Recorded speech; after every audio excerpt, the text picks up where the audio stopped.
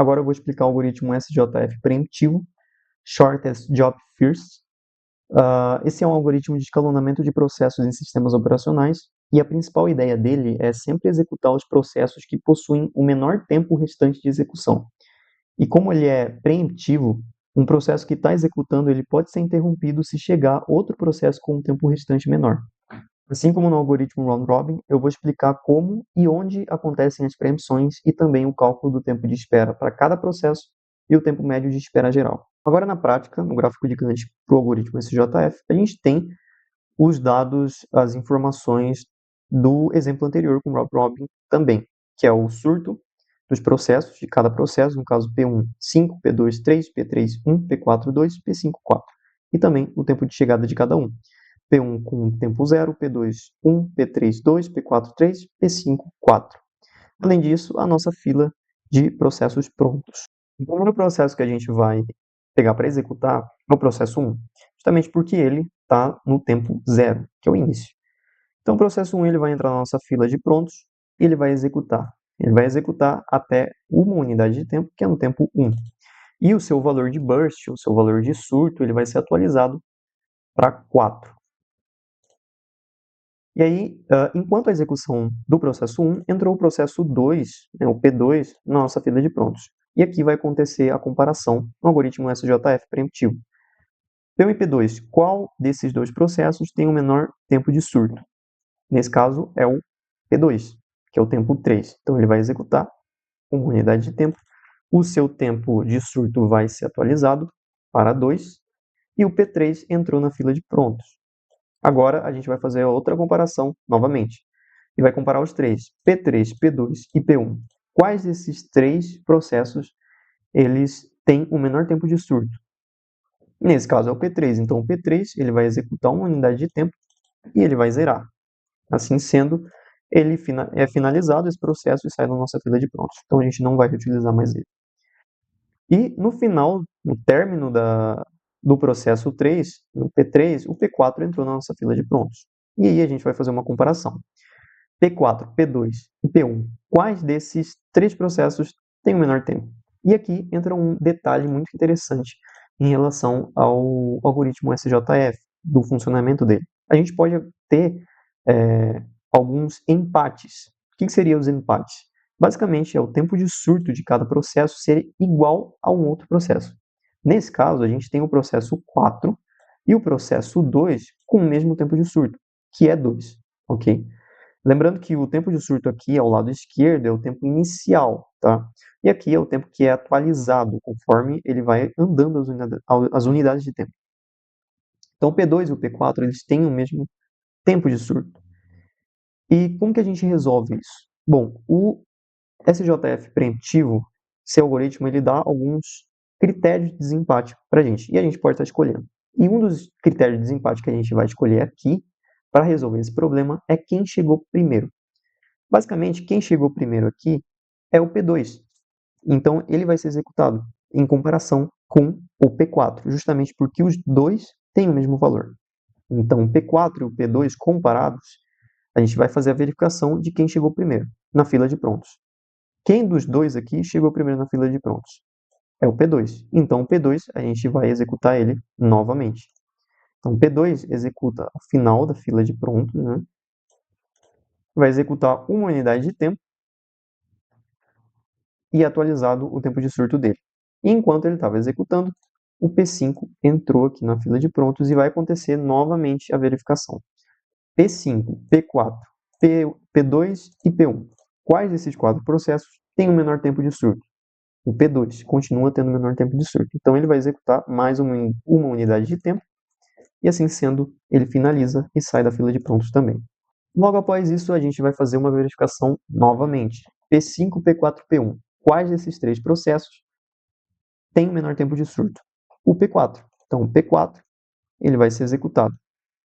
E vai executar 2 unidades de tempo, justamente porque os outros processos, eles têm, né, nesse exemplo, eles têm o mesmo tempo de surto, no caso o P5 e o P1. E aqui o P4, ele finaliza e sai da fila de pronto. Aqui a gente tem o mesmo problema, que no caso é um empate, que teve também com o P2 e o P4, né, no tempo 2. Né? O que a gente vai fazer aqui é a mesma coisa, a gente vai utilizar o critério de desempate, que é em relação a quem chegou primeiro. Na nossa fila, a gente pode estar visualizando quem chegou primeiro foi o P1. Então, a gente vai estar utilizando o P1 novamente, vai executar ele. Então, o P1, no fim do término, né, da execução do P4, ele executa. E o P1 ele vai executar até finalizar todo o tempo que falta para ele, que resta para ele. Por quê? Porque enquanto ele está executando, o seu tempo é decrementado. E como somente tem um outro processo com o mesmo tempo igual a ele, tempo de surto, então não é necessário a gente fazer mais essas comparações, porque não existem mais outros processos além do único P5, que tinha o mesmo tempo de surto dele. Ao finalizar o processo 1, a gente retira da fila de pronto, e o P5 ele volta a ser executado ao final do término da execução do P1. E aí ele executa todo o tempo que resta para ele. Assim sendo, ele é retirado também da fila de prontos. Agora a gente vai ver os processos onde cada um estava aguardando, executando, onde foi finalizado e as preempções que aconteceram. Eu já separei todos os dados aqui, mas a gente vai passar por cada um. Bom, primeiro vamos começar com as preempções. As preempções, lembrando, acontecem quando um processo ele é interrompido e é alocado espaço para outro processo estar sendo executado. E isso no SJF preemptivo acontece quando o tempo de surto de um processo é menor do que o que está sendo executado. E onde que isso acontece aqui no gráfico de Gantt? Bom, eu já separei que é do P1 e do P2, então quando o P1 está sendo executado, o P2 entra na fila de prontos, e aí o P1, o seu valor é atualizado para 4, o tempo de surto, e o P2 ele está com o valor 3. Então o P2 ele é colocado no lugar do P1, no caso ele passa a ser executado, e o P1 ele é interrompido. Então acontece aqui no tempo, na unidade de tempo 1, acontece a primeira preempção, do P1 para o P2. E o próximo acontece aqui com o P2 e com o P3, onde o P2 ele executa na preempção anterior, né, que aconteceu, ele é executado, e aí o P3 chega na fila de prontos. O P3 ele tem um valor menor do que o P2, que o seu valor atualizado é 2, e assim sendo, acontece a preempção, onde o P3 é colocado no lugar de executando e o P2 ele é interrompido. Então, o P2 e o P3, eles, nesse tempo, na unidade de tempo 2, acontece uma preempção. Agora a gente vai ver o tempo de aguardando, executando e finalizado de cada processo. Bom, primeiro a gente vai começar com o finalizado. O processo 1, ele finalizou na unidade de tempo 11, a gente consegue visualizar isso aqui no gráfico, tá? Unidade de tempo 11. O P2, ele finalizou no tempo 5, a gente consegue visualizar aqui, no tempo 5, ok? O P3 no tempo 3, a gente visualiza aqui, no tempo 3, o P3. O P4 no tempo 7 e o P5 no tempo 15, que é o final. Agora, o tempo em que eles passaram executando cada processo. O processo 1 ele passou executando do 0 a 1, então a gente consegue visualizar aqui. Ele foi o primeiro a chegar na fila de processos prontos, então ele já começou a executar. Então ele começou do 0 até o 1, aonde chegou o processo 2 e aconteceu a preempção, como a gente consegue visualizar aqui ao lado direito. E ele executou do 0 a 1.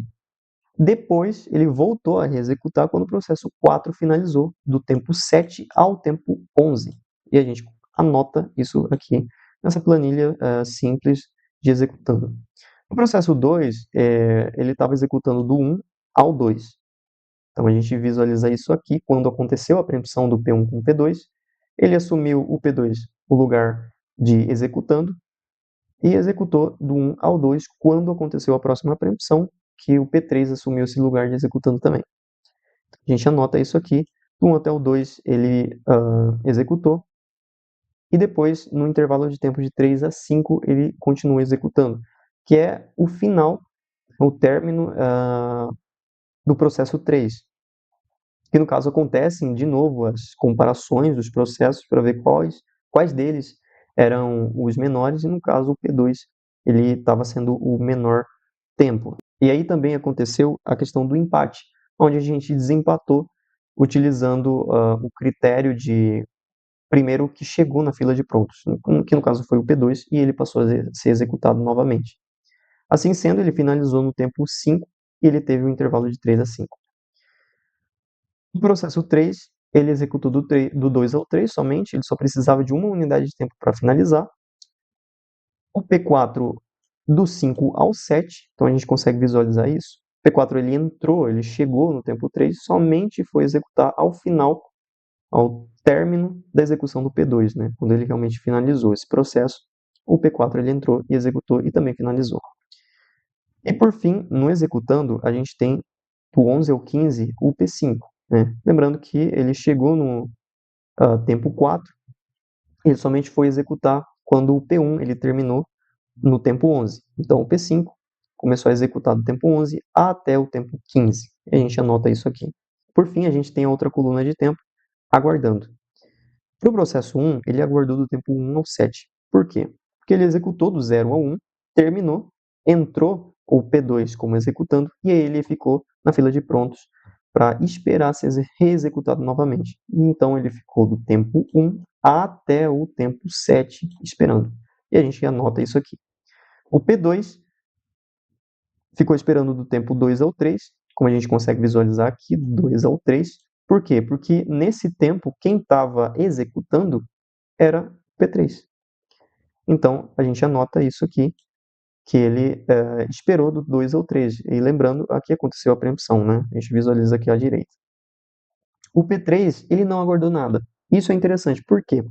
Porque o P3, quando ele entrou na fila de prontos, ele já executou, porque aconteceu a comparação de quem era o menor valor e ele era o menor valor, no caso, o tempo de surto, tá?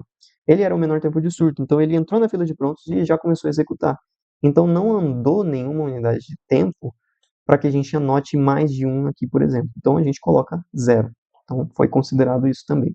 O P4, ele aguardou do tempo 3 ao 5, ele chegou no tempo 3, ele não executou, porque era outro processo que ia executar, que no caso foi o P2, e ele aguardou do 3 ao 5 para realmente executar, que foi na finalização do P2.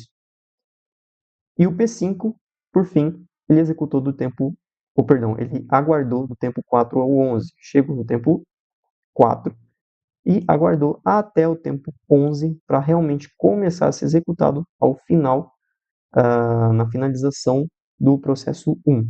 E esse foi o tempo de cada processo em aguardando, executando e finalizado. Agora a gente vai ver o tempo de espera para cada processo e o tempo médio de espera geral. Bom, como que esse cálculo ele foi feito, né? Foi igual ao algoritmo passado, round robin. A gente tem os valores dos tempos, né, onde cada processo ele finalizou, cada processo ele chegou na sua unidade de tempo e o surto também de cada processo. A gente vai decrementar tudo isso para ter o tempo de espera de cada processo. Então, o tempo de espera do P1 é 6, do P2 é 1, P3 é 0, P4 é 2, P5 é 7.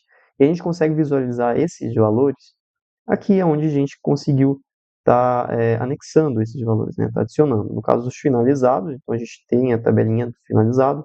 Chegada a gente consegue visualizar no gráfico gigante, né? O tempo de chegada de cada um e o tempo de surto também aqui ao lado esquerdo, ok? A gente tem essas informações. Bom, realizado o cálculo, a gente vai fazer uma soma entre todos esses valores de cada um desses processos e dividir por 5, que é a quantidade de processos existentes. Essa divisão ela vai nos dar o valor de 3,2 unidades de tempo, que é o tempo médio de espera.